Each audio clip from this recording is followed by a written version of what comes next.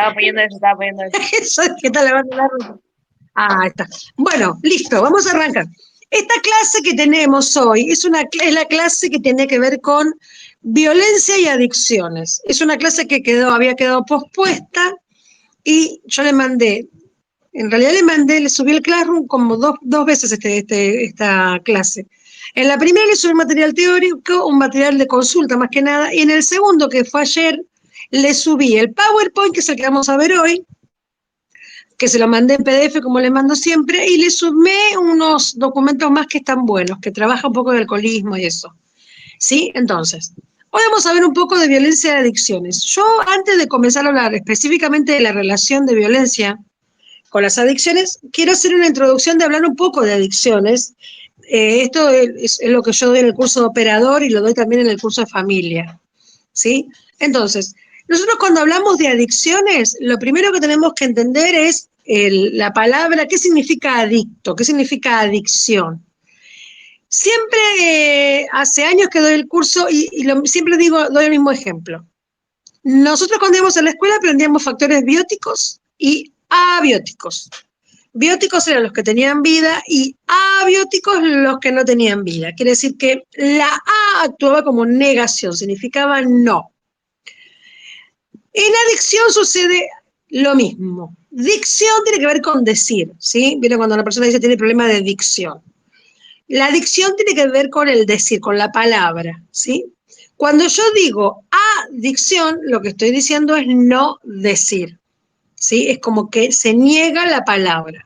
Entonces, la idea principal en relación a la adicción, al adicto, es este concepto base. Que el adicto es aquel que no puede decir, aquel que no tiene palabra, aquel que no puede poner en palabras aquello que le ha sucedido o que le sucede, ¿sí? La mayoría de las personas que tienen problemas de adicción o que tienen problemas de consumo problemático, como se les denomina actualmente, son personas que han pasado por situaciones traumáticas en su vida, ¿sí? La mayoría, no es el 100% de los casos, pero en la generalidad es que las personas que tienen un problema de adicción son personas que no han podido resolver de alguna forma las situaciones acontecidas en su vida que han sido circunstancias traumáticas, circunstancias problemáticas, circunstancias que no han podido tramitar. Entonces, la opción que se le ha cruzado en la vida, sea en la adolescencia, sea en la adultez, es la droga o el alcohol, ¿sí? Alguna sustancia que viene a adormecer, ¿sí? Una de las características que tiene la adicción es que adormece todo aquello que me atormenta, me traumatiza, me recuerda, adormece las emociones, y viene a llenar un vacío, ¿sí? Porque me hace aislarme de la realidad, aquella realidad a la cual yo no quiero enfrentar, ¿sí? Esto no es que lo hacemos, que siempre es de forma consciente. Si hay personas que están, por ejemplo, en un proceso depresivo, entonces, por ejemplo, comienzan a tomar alcohol, ¿sí? Entonces, conscientemente comienzan a quedar atrapadas en una adicción. Hay personas que no lo hacen de forma consciente, no es que dicen, bueno, porque yo tuve este problema me drogo. A eso se llega luego de un tratamiento, al descubrir el porqué. ¿Por qué es importante entender esto? Porque el problema no es la adicción. Nosotros siempre ponemos el foco en la adicción y el problema no es la adicción en sí. Es un problema la adicción, pero no es el problema principal. El problema principal es por qué llegué a la adicción. ¿Qué hay de lo vivido? ¿Qué hay de lo que me ha pasado? ¿Qué hay de lo que ha atravesado mi vida? Que yo no puedo decir que me ha llevado a tener una dependencia con cierta sustancia.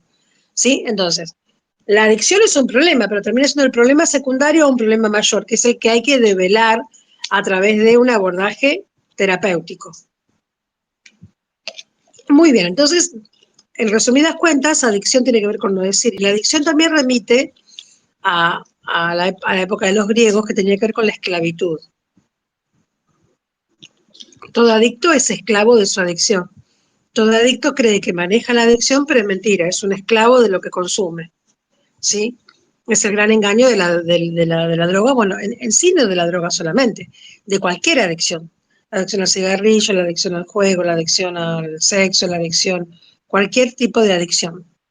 ¿Sí? Uno termina siendo esclavo y termina estando sumiso a aquello, nos termina controlando aquello que nosotros creemos que controlamos, ¿sí? Cuando en realidad no es así. Bueno, muy bien. Esa sería como la definición base de entender qué es adicción. Luego tenemos los distintos tipos de sustancias, ¿sí? Tenemos las sustancias que son naturales o las sintéticas, es decir, distintas clasificaciones.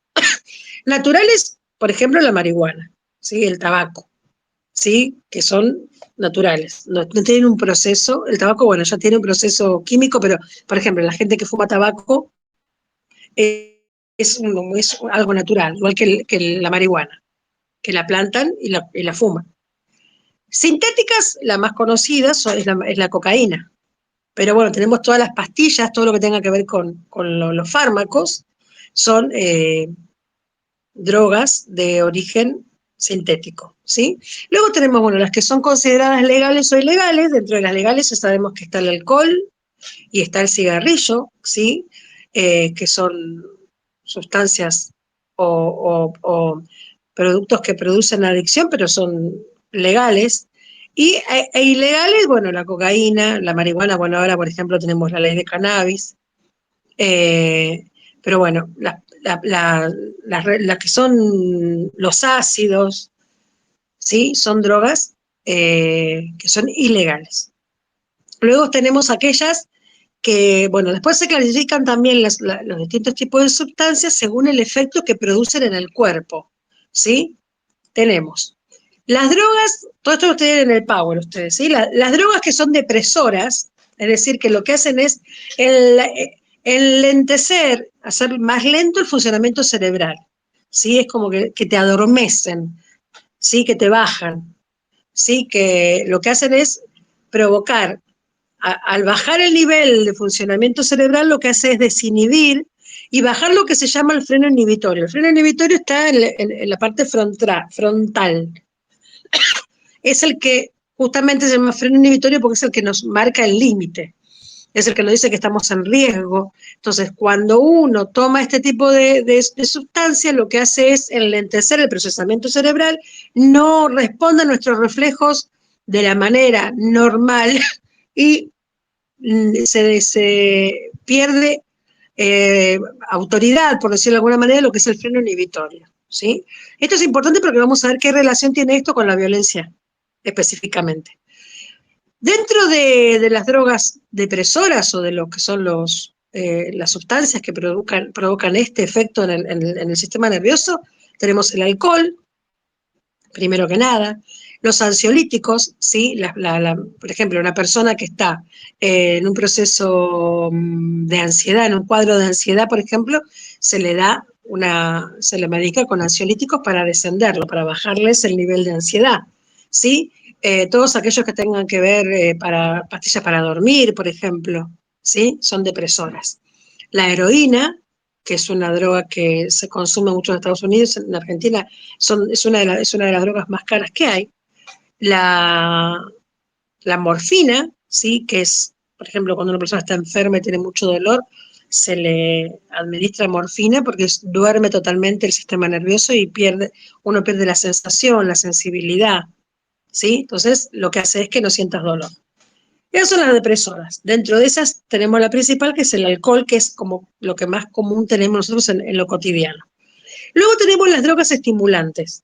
¿Sí? Dentro de las drogas estimulantes, ¿cuáles son las estimulantes? Son contrarias a la que dijimos recién, que son las depresoras. Son las que te levantan, ¿sí? Son las que te aceleran el ritmo habitual del funcionamiento cerebral, ¿sí? Entonces, lo que provocan es excitación, ¿sí? La persona está sin dormir, la persona puede estar hiperactiva, la persona se vuelve paranoica, ¿sí? Porque está en una situación, un estado de hiperalerta.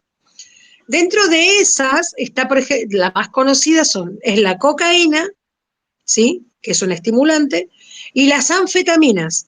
Por ejemplo, las personas que toman anfetaminas, las pastillas para adelgazar tienen anfetaminas, ¿sí? Entonces son el paco, el crack, que son todos derivados de la cocaína, son desechos de lo que sería cocaína, la nicotina, que es el cigarrillo, y la cafeína. ¿sí? Tienen esta característica de que son estimulantes. ¿Bien? Y luego tenemos las alucinógenas, que son todas aquellas que alteran el funcionamiento y la percepción del cerebro. Entonces, lo que produce son distorsiones en la percepción. Entonces, yo creo ver cosas que no veo, escucho cosas que no están, que no existen. Producen algún tipo de cuadro psicótico. Entre esas tipos de drogas están los hongos, ¿sí? Que se usan mucho en las culturas orientales o los que son las culturas chamánicas, ¿sí? El LSD, que son los ácidos, el éxtasis, que es una pastilla que toman muchos los jóvenes en algunos ámbitos de boliches, el famoso floripón, que es una planta que está en muchas casas, ¿sí? Que es una planta que parece una campana, también es alucinógena, y lo que es todo lo que sea inhalante, por ejemplo, los pegamentos.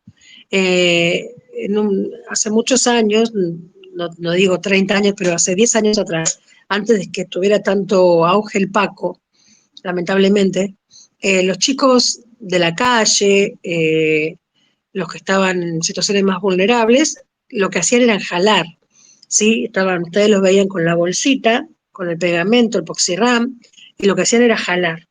¿Sí? Eso lo que produce es adormecimiento, alucinaciones, un estado de todo el tiempo como dicen eso, flasheando todo el tiempo. Entonces no te da hambre, no tenés sensación de hambre, entonces no hace falta, no comen, como estaban en la calle. Entonces lo que hacían era jalar.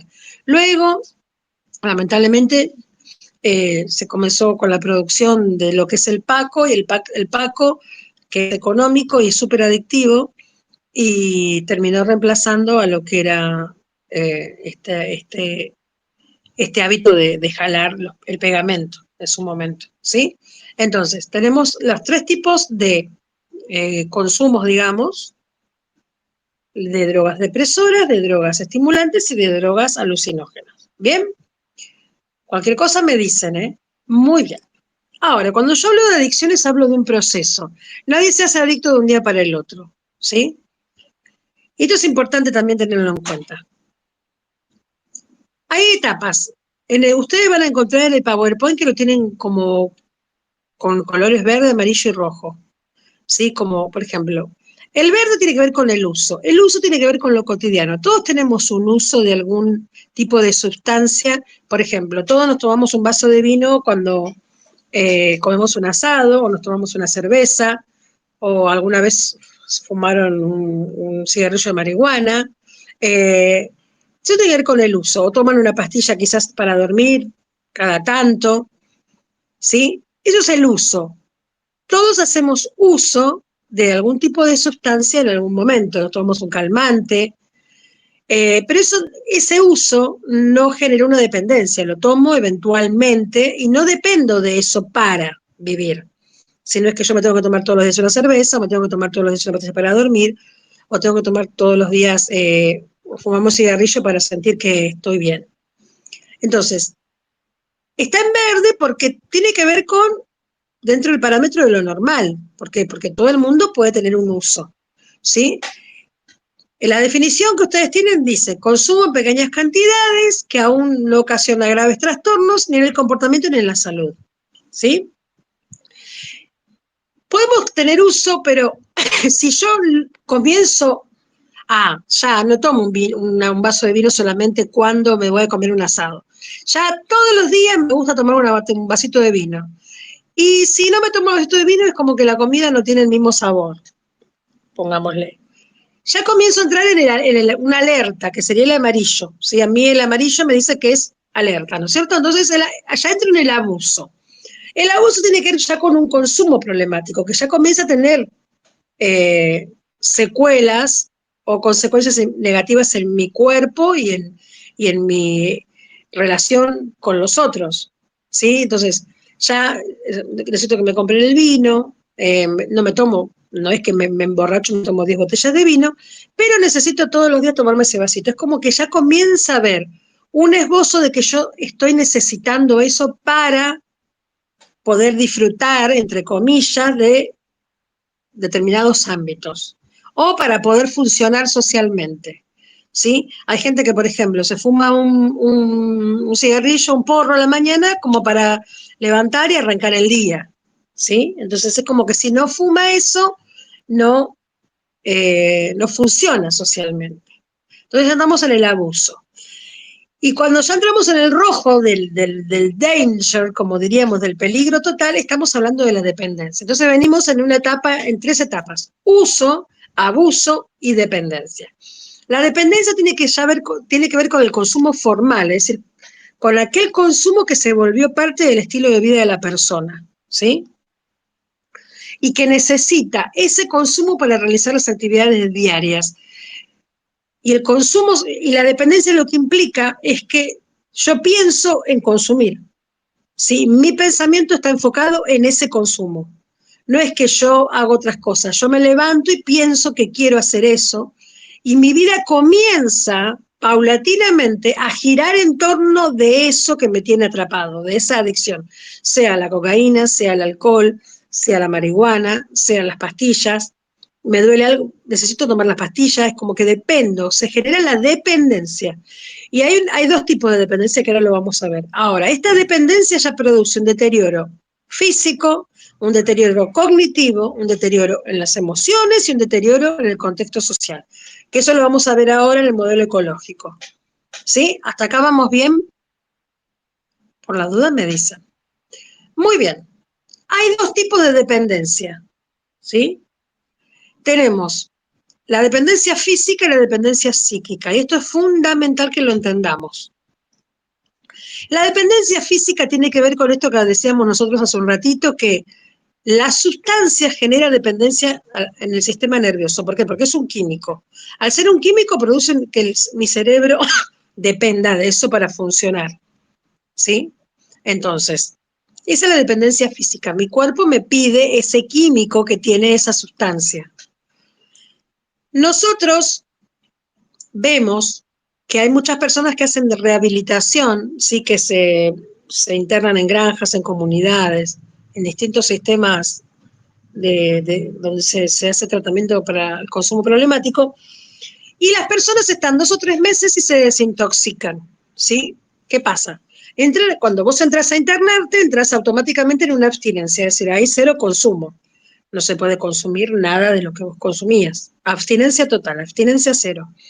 Entonces, como hay abstinencia, tu cuerpo comienza primero a pedir eso, ¿sí? Entonces hay todo un proceso de desintoxicación, hasta que tu cuerpo se desintoxica de esa sustancia que necesitaba y ya no te la pide. Estamos hablando físicamente, ¿sí? Entonces mi cuerpo se desintoxicó. Es como cuando vos agarrás y haces una dieta, entonces te desintoxicas, o dejas de comer azúcar, o dejas de comer pan, ¿sí? A los primeros días te da ganas y después ya no tenés más ganas de comer eso. Muy bien. Esa es la dependencia física, ¿sí? Muchos chicos están internados, hacen la desintoxicación, perdón, salen de lo que es la abstinencia y están limpios 3 meses, 4, y salen a la calle de nuevo. Automáticamente cuando salen quizás están un mes, pero vuelven a tener tienen una recaída, vuelven al consumo. Cuando vuelven al consumo con mayor fuerza que anteriormente.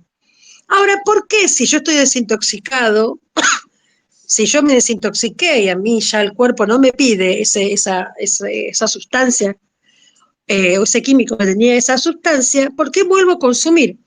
Y ahí está la clave. Porque hay una dependencia que es psíquica. Hay una dependencia que tiene que ver no con lo que mi cuerpo me pide, sino con lo que mi mente, mi psiquis, necesita. Y ahí volvemos al estadio anterior que estábamos hablando de la situación traumática, de aquello que no pude resolver y que me generó una dependencia. Entonces, si yo no acompaño la rehabilitación y la desintoxicación física con un abordaje terapéutico para abordar la dependencia psíquica, va a ser inevitable que la persona vuelva a consumir. ¿Por qué? Porque como yo les dije antes, el problema no está en la adicción. Es un problema, sí, pero el problema real está en el por qué yo soy adicto. Y ahí está la dependencia psíquica. ¿Por qué? Porque lo traumático, las situaciones críticas de nuestra vida, aquello que no se ha podido superar, un abandono, un abuso, un maltrato, violencia, pongámosle el nombre que le querramos poner, dejó una huella en mi psiquis, no en mi cuerpo, en mi psiquis. Y si yo no soluciono eso, eso constantemente va a buscar cerrarse de alguna manera, apagarse de alguna manera, adormecerse de alguna manera, y el camino que encontró fue la adicción. ¿Sí? Entonces, yo puedo tratar la dependencia física, pero si yo no trato la dependencia psíquica, inevitablemente voy a volver a caer en la dependencia física. Por eso todos los ámbitos donde se trabaja con grupo terapéutico, se trabaja con terapia individual. ¿Para qué? Para poder trabajar justamente qué pasa en la psique de esa persona, ¿sí? Para que la dependencia sea trabajada desde los dos ámbitos. ¿Por qué? Porque el cerebro tiene una sensación de placer. El cerebro registra ese placer. Yo me drogué y me olvidé de lo que me pasaba. Yo quiero estar en el mambo ese. Ese registro no tiene que ver con lo físico, tiene que ver con lo psíquico. Entonces, si yo no trabajo eso y no empiezo a encontrar placer y no empiezo a descubrir otras cosas que me hagan bien en la vida, siempre voy a tratar de ir por el camino más fácil, ¿sí? Que es la droga. ¿Bien? ¿Hasta ahí vamos bien? Bueno, supongo que sí. Entonces, el organismo se desintoxica más rápido que la mente, ¿sí? Muy bien. El modelo ecológico es un modelo que tiene que ver con unos círculos. Es ecológico porque son círculos concéntricos, uno adentro del otro, que me va hablando de cómo se va expandiendo la problemática de la adicción, ¿sí? En el primer círculo ustedes van a encontrar que lo primero que la adicción afecta es la salud física y la salud psicológica del sujeto. ¿Sí? Lo primero que afecta, en el centro de ese modelo está el sujeto.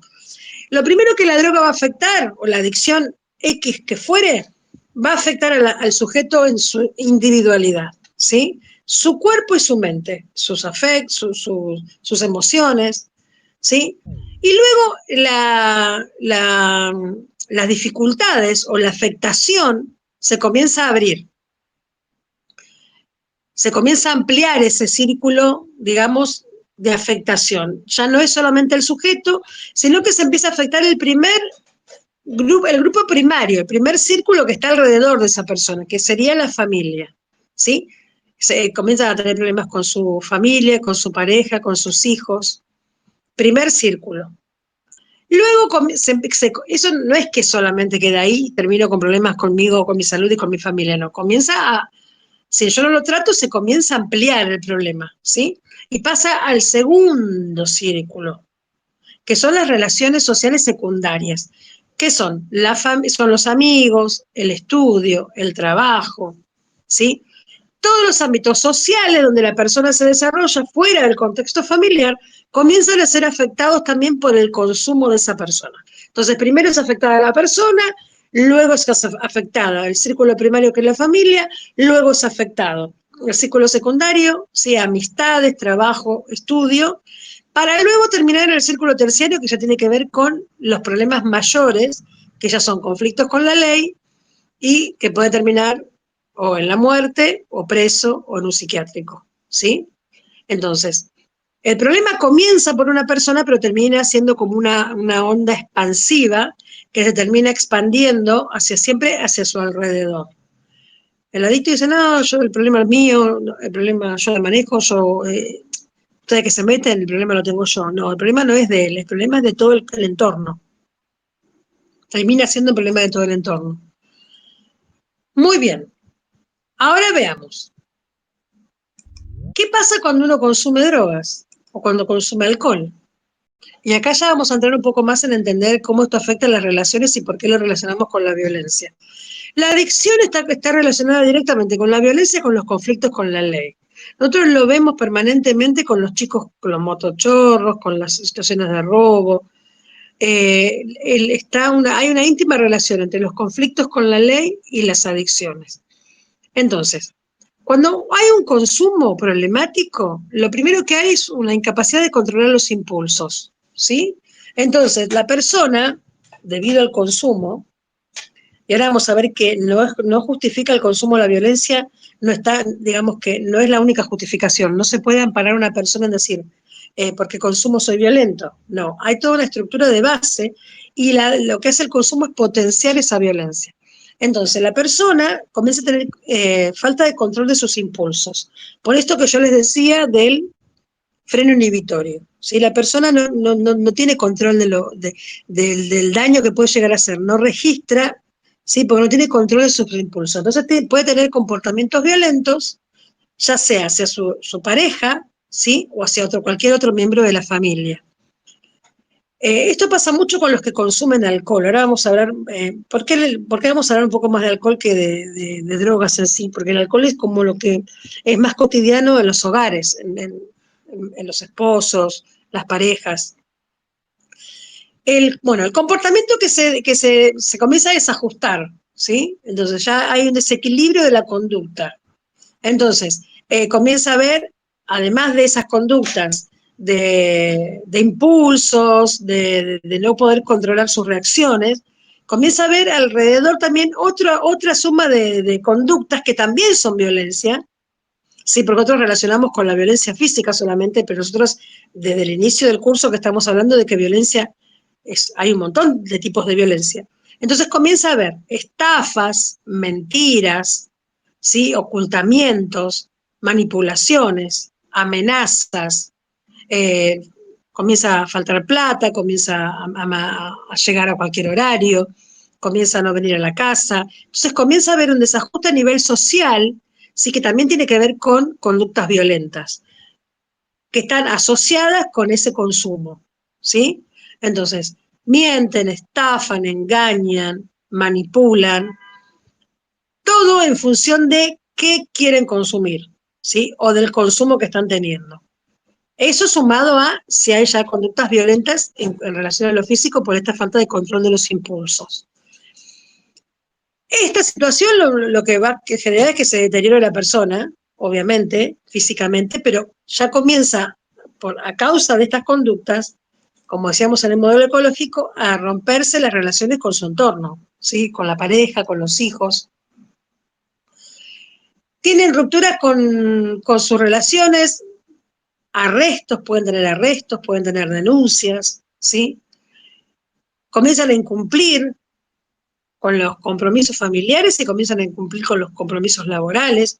Entonces le dicen a la mujer, no, decirle que estoy enfermo, comienzan a mentir, a decir, mira, decirle que no podía trabajar, porque estuvo de gira todo el fin de semana, la mujer lo estuvo esperando, y él no volvió, y cuando volvió estaba hecho bolsa, y comienza a mentir, entonces después ya lo terminan suspendiendo, lo terminan echando, ¿sí?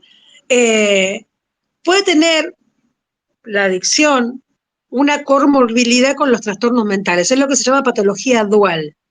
Nosotros lo vimos en el curso de adicciones, y acá nosotros vimos la relación que había entre trastornos mentales y violencia, ¿sí?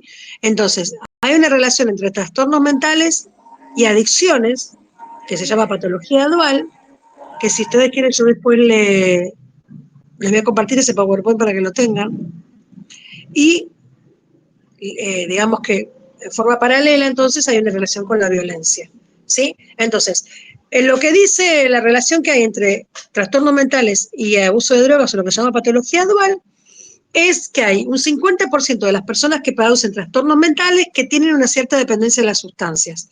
Ahora, esta dependencia de las sustancias no tiene que ver con una dependencia de la cocaína o una dependencia del alcohol solamente. La mayoría de las personas que tienen un trastorno mental terminan siendo dependientes de los fármacos, ¿sí? ¿Por qué? Por causa de su trastorno mental deben estar medicados. Y muchas veces esa medicación no es regulada, por lo tanto termina convirtiéndose en una adicción, ¿sí? ¿Voy muy rápido? ¿Voy bien? ¿Se entiende? Porque siento que voy muy rápido. Bueno, sigo. Vamos a ver un modelo explicativo de la relación entre violencia familiar y adicciones, ¿sí? El primer modelo que vamos a ver es el modelo de desinhibición. Esa palabra tiene que estar grabadísima. ¿Por qué? Porque esto de la desinhibición es lo que provoca el no registro de los impulsos y de lo que estoy haciendo. Vieron que el alcohol desinhibe. Vieron que uno se toma cuando está en una fiesta y capaz que toma un poquito de más y ya se pone alegre, como quien dice, ¿no? ¿Por qué? Porque baja el freno inhibitorio, entonces uno está desinhibido. Entonces es como que los límites se desdibujan. Aquello que nosotros en un estado normal de conciencia entendemos que es un límite, para la persona que está con consumo de alcohol deja de ser un límite, ¿sí? Entonces, este modelo se centra en el efecto farmacológico directo del alcohol sobre la conducta del individuo. Dice que subraya que el alcohol reduce el autocontrol, que normalmente inhibe a una persona de actuar violentamente y distorsiona su capacidad de análisis. Este modelo es válido, el entender que hay una desinhibición a causa del consumo. Ahora, no es el único, no es la única vía o no es un modelo único para entender el porqué de la violencia, ¿sí? Lo que estamos tratando de entender es que hay una relación entre el consumo y la violencia, pero no se explica la violencia solamente por el consumo. Porque si no, justificaríamos todos. Se justificarían todos los casos de violencia por el consumo de la persona. Y no, no es así. Es un ingrediente más, ¿sí?, que se suma a todo lo demás que hace que la persona sea violenta. ¿Bien? El otro modelo explicativo de la relación entre la violencia y las adicciones es el modelo de factores de contexto. ¿Qué significa este modelo de factores de contexto? Tiene que ver, es la relación que existe entre el contexto en el cual la persona se crió, se formó, los valores, los parámetros, sus códigos éticos, su cultura, que de alguna manera justifica que haya un estilo de vida donde hay consumo. Por ejemplo, hay culturas donde el consumo de alcohol está bien visto, es normal que, por ejemplo, el hombre trabaja toda la semana y el fin de semana se la pasa emborrachándose, se toma un cajón de cerveza, pone música. Hay culturas que tienen esos parámetros. Entonces, factores de contexto tiene que ver con que está legitimado culturalmente que haya consumo, ¿sí?, de alcohol, por ejemplo. Y además está legitimada la desigualdad entre el hombre y la mujer, la desigualdad económica, se legitima la violencia, ¿sí? ¿Por qué? Porque está culturalmente avalado, viene, y ese niño o ese joven que se forma dentro de ese contexto lo vivencia como algo normal.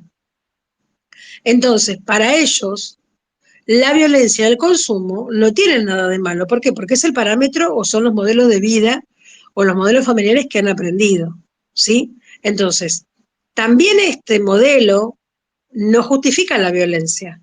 ¿Por qué? Porque nosotros sabemos que nosotros cuando trabajamos en violencia lo que tenemos que trabajar también es este acto de desaprender modelos culturales y modelos violentos, ¿sí?, modelos de conducta que son violentos, desaprender para volver a aprender modelos de comunicación y de relación con el otro que no sean violentos. ¿Sí? Entonces, ni el modelo de desinhibición ni el modelo del contexto son la causa directa de la violencia, pero sí son componentes que potencian la violencia. ¿Sí? Muy bien. Voy a continuar. La incidencia del alcohol en la violencia. ¿Por qué trato más el alcohol? Les decía, porque es lo que más está presente en las situaciones de violencia de las mujeres y en las familias. Si bien está presente el consumo de droga, pero el consumo de alcohol es como, al ser una droga, una sustancia de consumo legal, es como que está muy presente. Entonces, el abuso, acá dice, el abuso de alcohol es muy común entre los maltratadores, ¿sí? Es muy común que la mujer diga, sí, toma y se pone violento, vino borracho y me quiso pegar, o vino borracho y empezó a decir, ¿y vos con quién estabas? Y empezó a pensar que yo estaba con otra persona, y se puso más violento. La mayoría de los eventos de violencia, la mayoría de los eventos que suceden de violencia en los hogares se dan siempre en relación a si la persona es alcohólica, se dio en el contexto de la persona alcoholizada, ¿sí? Es cuando más violencia se manifestó, era cuando la persona estaba alcoholizada. Es decir, que si era violento, alcoholizado, se potenciaba esa violencia, ¿sí? Pero a la inversa también tenemos que pensar que muchas mujeres que son violentadas, que son víctimas en ese momento, aún no son sobrevivientes porque no dejaron la situación de violencia, que son víctimas de violencia, a causa de la situación que están viviendo y por querer evadirse o olvidarse de esa situación traumática que viven cotidianamente, muchas mujeres que son víctimas se vuelven alcohólicas. ¿Sí? Comienzan a consumir alcohol para adormecer, porque una de las cosas que también produce es el adormecimiento de lo que son las sensaciones y las emociones. Entonces, para adormecer y para olvidarse de lo que están viviendo, entonces muchas mujeres entonces también terminan siendo alcohólicas. Entonces hay una relación indirecta de la violencia con el alcoholismo. No es que el violento es alcohólico, sino que la mujer violentada a causa de la situación se puede volver alcohólica, ¿sí? O puede caer en un consumo de pastillas, por ejemplo, ¿sí? Por querer escapar de esa realidad que vive cotidianamente, ¿sí? Las mujeres que beben en exceso, que beben con sus parejas, porque muchas veces se da que toman juntos, que consumen no solamente alcohol, sino también otras drogas, consumen juntos, ¿sí? Son son más factibles de sufrir violencia que aquella que no consume, ¿sí? ¿Por qué? Porque los dos están en un estado vulnerable y los dos están en un estado de desinhibición. Entonces se potencia la violencia, uno reacciona, el otro reacciona, ¿sí? Porque están desinhibidos ambos, pierden la noción del contexto y de los límites que puede tener esa situación y la violencia se potencia hasta llegar quizás a un estado de un crimen, ¿sí? Muy bien.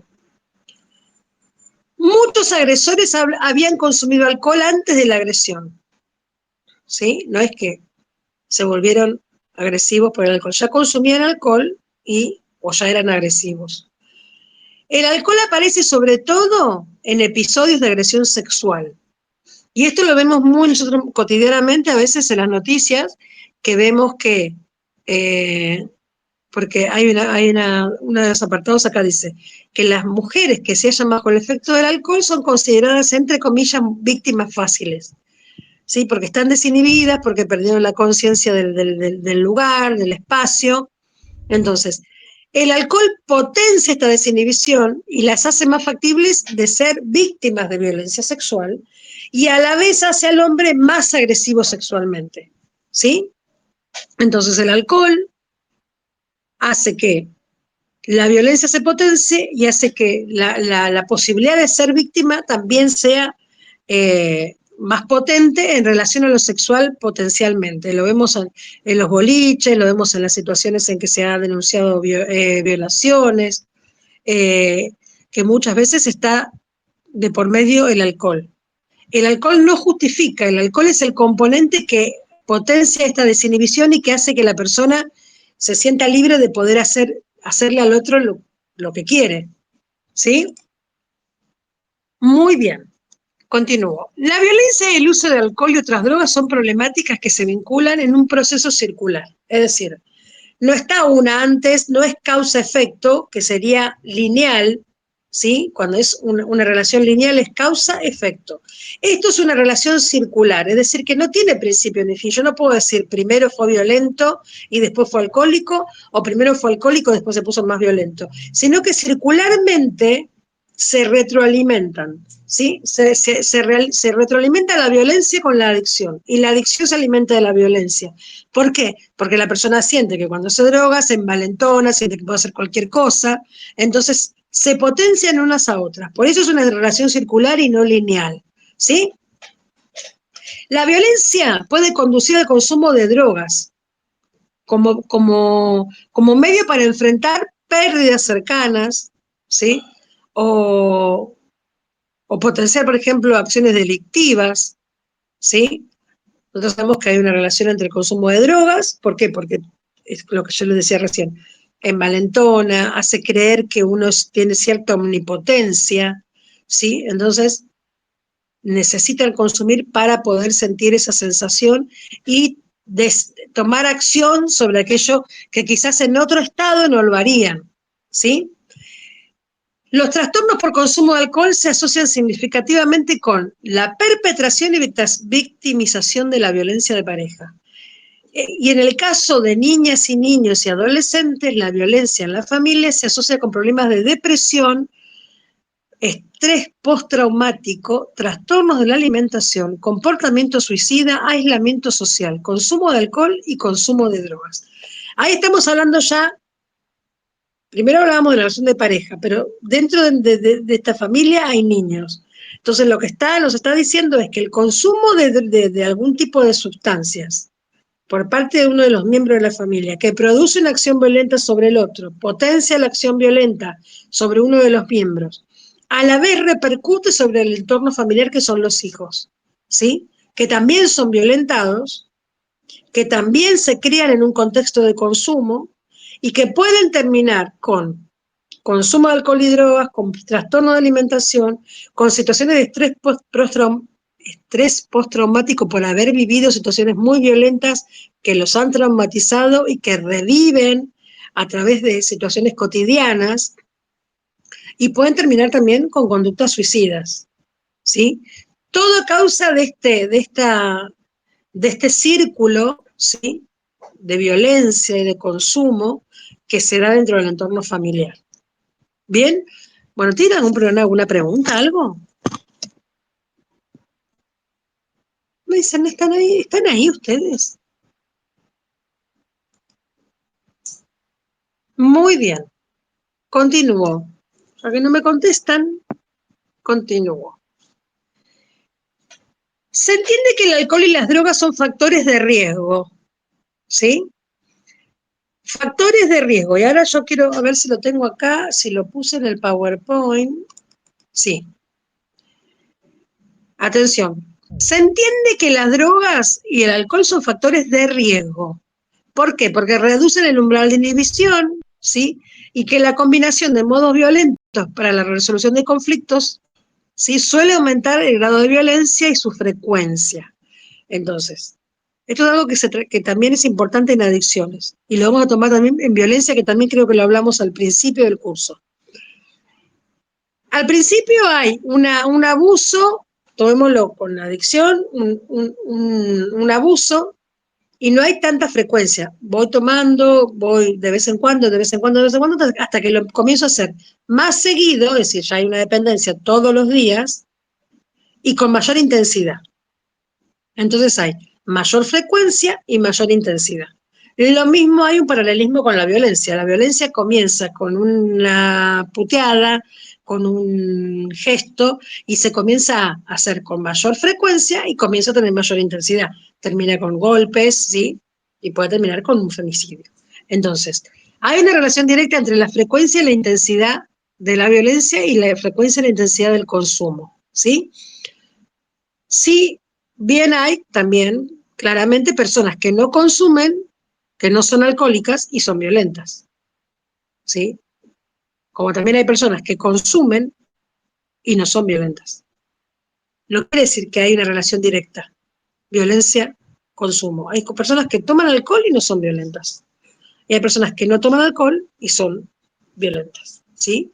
Pero sí, cuando se dan paralelamente, se pueden potenciar. Ahora, ¿por qué yo les hablo de los factores de riesgo? Porque es importante entender que el consumo de cualquier tipo de sustancias siempre va a ser un factor de riesgo. Un factor de riesgo es todo aquello que potencia la adicción o que potencia la violencia, ¿sí? Ese es un factor de riesgo. Les voy a leer la definición. Condiciones o características individuales, contextuales, psíquicas, que aumentan la probabilidad de que un sujeto se implique en algún tipo de adicción. Es decir, una persona que tuvo una vida traumática, una infancia de abandono, que fue abusado, que lo abandonaron, bueno, potencialmente tiene factores de riesgo que podrían ser aquellos que provocaron una adicción. Ahora, no quiere decir que todas las personas que son abandonadas o abusadas son adictas, pero es un factor de riesgo. O que se crió en un contexto donde hubo consumo. Eso es un factor de riesgo social, ¿sí? es como tener una tendencia a, es como decirte, tu mamá fue diabética, bueno, vos tenés potencialmente la probabilidad de ser diabética. Podés no serlo, pero tenés esa probabilidad. Ese es un factor de riesgo. No quiere decir que el factor de riesgo se haga concreto, pero sí lo tengo que tener como una alerta. Entonces, el consumo de alcohol es un factor de riesgo. El contexto social es un factor de riesgo. Los factores de crianza, ¿sí? Que es tan importante. La crianza puede ser un factor de riesgo. Y los factores protectores, que son lo opuesto y que serían lo positivo, tiene que ver también con todas las condiciones, circunstancias, características individuales, sociales, psíquicas, que aumentan la probabilidad de que la persona tenga una vida saludable. Es decir, que la persona tenga herramientas para enfrentar las situaciones de la vida. ¿Sí? Entonces, aquellos que han vivido situaciones traumáticas, que han vivido abandono, que han vivido, sus herramientas para enfrentar las situaciones de la vida no son las mismas. Por lo tanto, recurren a aquellas que no son sanas, a la violencia, al maltrato, al abuso, al consumo. Y los que han desarrollado y han podido trabajar en factores protectores cuentan con herramientas que les generen una vida saludable, no solamente física, sino también una vida saludable en lo emocional. Estos factores protectores se trabajan mucho en lo que son las habilidades para la vida. La Organización Mundial de la Salud habla de que las habilidades sociales o las habilidades para la vida, que son tres tipos de habilidades o tres grupos de habilidades, son las que brindan herramientas al sujeto para enfrentar las situaciones de la vida. La Organización Mundial de la Salud, yo te lo veo en el curso de habilidades para la vida, en el año 1993 larga este proyecto de habilidades para la vida en función de prevenir lo que era la delincuencia, el embarazo juvenil, el suicidio. Las problemáticas que socialmente se veían, lo que hace la Organización Mundial de la Salud es largar un programa de trabajo para las habilidades de la vida que le den a los jóvenes, desde niños se trabaja, a los jóvenes y a los adultos herramientas para evitar esos conflictos, ¿sí? Esas herramientas se vuelven de factores protectores, que lo que hacen es llevarnos a una vida saludable, como les decía, físicamente y emocionalmente, ¿sí?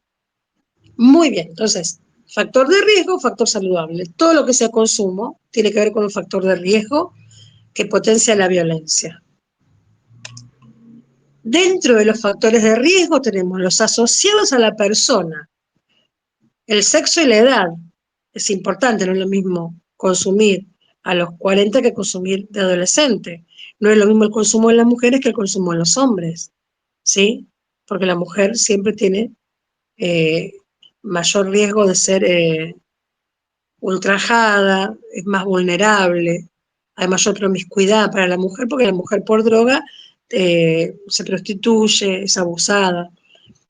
Entonces, factores de riesgo, el sexo, la curiosidad, el tipo de personalidad, ¿sí? Una persona muy depresiva, tiene que ver con estructuras esto, ¿no? Personas que son de tendencia más depresiva, personas que son muy ansiosas. La estructura de la personalidad puede ser un factor de riesgo. Cómo la persona maneja la ansiedad, ¿sí? Si son personas que tienen poca tolerancia a la frustración, entonces, como no toleran la frustración, necesitan consumir, y como no toleran la frustración, se ponen violentos enseguida, porque la forma que tienen de borrar esta sensación que les produce la frustración es denigrar al otro, agredir al otro, baja autoestima, y el no desarrollo de la espiritualidad, ¿sí? Es un factor de riesgo. ¿Qué tiene que ver la espiritualidad? Esta búsqueda de algo que me ayude a Dios, Mahoma, la Virgen, ¿sí? Que actúa como un potenciador de fe, ¿sí? Factores de riesgo asociados a la familia. Haber estado expuesto a contextos, ¿sí? Donde hay consumo, el abuso, el maltrato, el abandono, los lazos afectivos débiles o al contrario, los lazos afectivos de mucho apego, ¿sí? Familias muy posesivas, padres muy rígidos, ¿sí? Los límites y la disciplina que son poco claros, este doble mensaje, todos los conflictos y los traumas no resueltos. Y los asociados al entorno. Si yo me crio en un entorno violento, tengo amigos que consumen, tengo amigos que la novia la reputean y la tratan mal. Entonces, como que se normaliza, se naturaliza ese tipo de trato y ese tipo de consumo, ¿sí? Esos son los factores de riesgo. Y como factores protectores tenemos el autoconcepto, ¿sí? Por eso es tan importante nosotros cuando trabajamos en grupos terapéuticos, en grupos de varones, grupos de mujeres, ya sea víctima de violencia, víctima o que hayan tenido problemas de consumo. Trabajar en el autoconcepto y la autoestima, ¿sí? Eh, Encontrar una escala de valores. ¿Por qué? Porque la persona violenta tiene la escala de valores invertida, no tiene valor por la vida del otro. Por lo tanto, no tiene valor por su propia vida. Y el adicto pasa lo mismo, no tiene valor por su vida y por lo tanto no le da valor a la vida del otro. Entonces hay que ordenar la escala de valores, priorizar, empezar a poner en orden las prioridades. Para eso se trabaja con metas, metas a corto y a largo plazo. Metas que sean cumplibles, que sean alcanzables, porque si yo me pongo una meta que no voy a alcanzar, lo que genero es potenciar la frustración, ¿sí? Entonces lo que yo quiero, si hay una persona que no tiene tolerancia a la frustración, es que pueda justamente ir ganando confianza. Para ir ganando confianza tengo que ponerme metas cortas que pueda cumplir y eso genera que mi confianza crezca. Si mi confianza crece, entonces mi tolerancia a la frustración va a ser cada vez mayor, ¿sí? Entonces, tener proyectos, y acá empezamos con algunas de las habilidades que yo le decía para la vida. Capacidad para tomar decisiones es una habilidad. La resolución de conflictos, habilidad para resolver problemas, es una habilidad que se trabaja. Habilidad para una comunicación efectiva, ¿sí? Efectiva y afectiva. Son dos cosas diferentes. Una comunicación efectiva es que sea lo que se llama comunicación asertiva. El aprender a decir, vieron que yo les decía al principio, que el adicto es aquel que no dice. Y el violento también es el que no dice, es el que reacciona.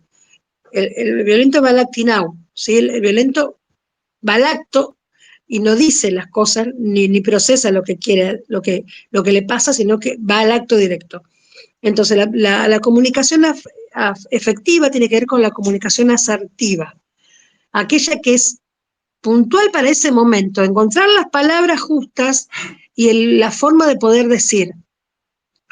Y es afectiva, tiene que ver con la carga de afecto que yo pongo en lo que digo, ¿sí? Que no sea, ¿por qué? Porque tiene que ver con esto de tener adormecidos los sentimientos, que yo pueda expresar lo que siento, pero también pueda registrarlo, es decir, ¿qué es lo que a mí me provoca esto? ¿Sí? Capacidad para manejar las emociones y capacidad para conocer los propios límites. ¿Bien? Factores protectores asociados a la familia, participación activa en la crianza, lo que yo le decía hoy, la importancia de la crianza para la prevención de la violencia y para la prevención del consumo. Generar vínculos de confianza y de apoyo, esos son factores protectores. Expresar el afecto, comunicación fluida, saber decir no y fundamentar por qué el no, porque si no después la persona impone, ¿sí? Porque nunca se le fundamentó nada. Entonces todo es, y porque yo lo digo, y porque es así, porque nunca nadie le enseñó que se debe fundamentar las decisiones. Y el sí y el no se fundamentan. Entonces toda la vida es, y porque lo digo yo, y acá se acabó y se terminó porque, viene papá y lo que dice papá se hace. Compartir tiempo, educar en valores y generar un ambiente sano en todos los aspectos, físicos, emocionales. Muy bien.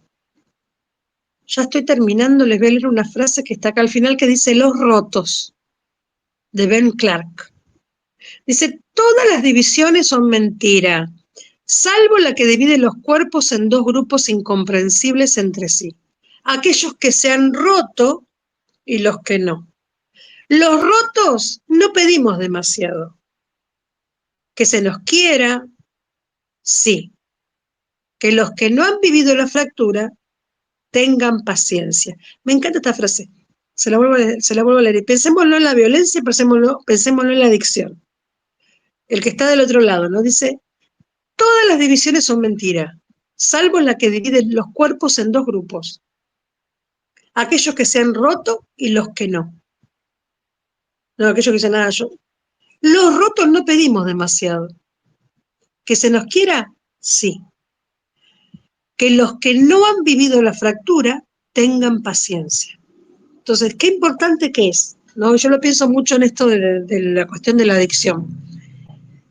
Que el adicto y el violento también, y la persona, el familiar del adicto y el familiar del violento, la víctima, también están rotos. Rotos en sus vínculos, rotos en sus emociones, rotos en... Dejá ese ruido. Rotos en todo lo que es su vida. Están rotos por lo que les ha sucedido, ¿sí? Ahora, ¿qué piden esas personas que están rotas? De los que supuestamente no están rotos. Que los quieran. ¿Por qué? Porque el mayor pedido que tiene una persona que ha sido violentada y un adicto es justamente eso, ser reconocido y ser amado. ¿Sí? Ser reconocido y ser amado. Que se cree un espacio donde pueda sentir que es alguien, porque siempre ha sido cosificado y siempre ha sido el desecho. Entonces, que se nos quiera, sí, que los que no han vivido la fractura tengan paciencia, que tengamos paciencia, ¿no?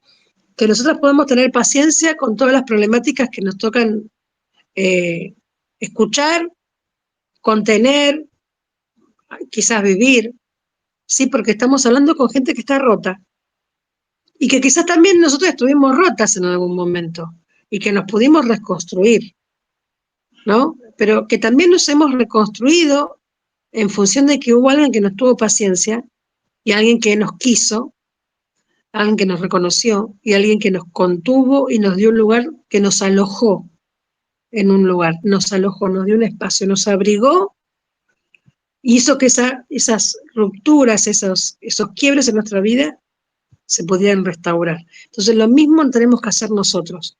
Con la persona violenta, sí. Con la persona víctima de violencia, sí. Con el adicto, sí. Con el familiar del adicto, sí. Con todos aquellos que están rotos en algún área, nosotros debemos tener paciencia y quererlos. Quererlos significa brindarles un espacio. Bueno, quiero que me digan algo, porque hablé toda la hora y nadie hizo ningún aporte hoy. No sé si es que se durmieron, si es que me pusieron el celular ahí y se fueron. Y yo creo. No, Y yo, escuchamos. bueno. ¿Alguien quiere decir algo? ¿Quiere preguntar algo?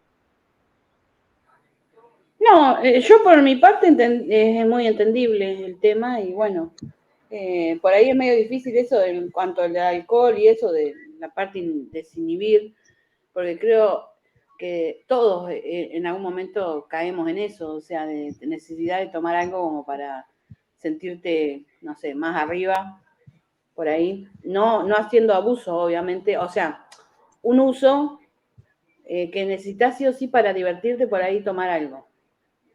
Eso creo que Sí. es general. Sí, que Y tiene que bueno, ver el con. tema de después no hacerlo abuso o dependencia, ¿no? El tema tiene que ver, esto de la necesidad de tomar algo como para sentirse feliz, tiene que ver con que nosotros nos cuesta mucho disfrutar, ¿sí? Nos cuesta el disfrute. Muchas veces no nos permitimos disfrutar. Nos sentimos mal si disfrutamos, si un momento es placentero. Es como que nos sentimos mal por nuestros hijos, por nuestro esposo, por nuestro trabajo. Es como que nosotros tenemos que vivir siempre en función de hacer de otros y no nos damos ese momento de placer y de disfrute. Entonces es como que necesitamos tomarnos ese vasito de vino como para relajar y decir, me divierto. Pero lo ideal sería poder encontrar y disfrutar y encontrar ese disfrute en nuestro interior y darnos esa libertad de poder disfrutar, ¿sí? De los momentos de la vida. Y también darnos no el gusto ya, pero permitirnos, sería la palabra, el dolor. Porque el problema que tiene la humanidad y el problema que tenemos los seres humanos es que no queremos sufrir y tampoco queremos ser felices en exceso. Es como que no, porque no merezco tanto. Es como que no merecemos ser felices. Y tampoco queremos registrar el dolor. Entonces, como no queremos registrar el dolor, siempre usamos alguna forma de evadirlo. O nos tomamos una pastilla para dormir, o nos enganchamos 5 horas en el Netflix mirando una serie, como para olvidarnos de los problemas, y, o pasó algo y hago de cuenta como que no, y sigo trabajando, trabajando, trabajando para evadir ese dolor. Y el dolor lo tengo que vivir. El sentimiento de pérdida, el sentimiento de angustia, me tengo que tomar el tiempo de vivirlo, de pasarlo por el cuerpo, de procesarlo. ¿Por qué? Porque eso hace que yo lo supere. Porque todo aquello que yo paso por alto, paso por alto, paso por alto, cuando me doy cuenta voy a estar como el ratón ¿vieron los ratones en la ruedita esa? Volviendo siempre al mismo lugar, volviendo siempre al mismo lugar. ¿Por qué? Porque no lo procesé. Entonces, cada vez que yo trato de evadir lo que siento, bueno o malo, eso va a volver a mi vida. Entonces tenemos que permitirnos y tenemos que trabajar en nosotros en vivenciar y en registrar lo que me pasa. La bronca, la angustia, el sentimiento de soledad, la alegría, el placer, el disfrute. Tengo que pasarlo por el cuerpo y permitírmelo, porque todo, si no, la vida es cíclico, ¿sí? Y van pasando los años y nos decimos, ¿y qué hice de mi vida?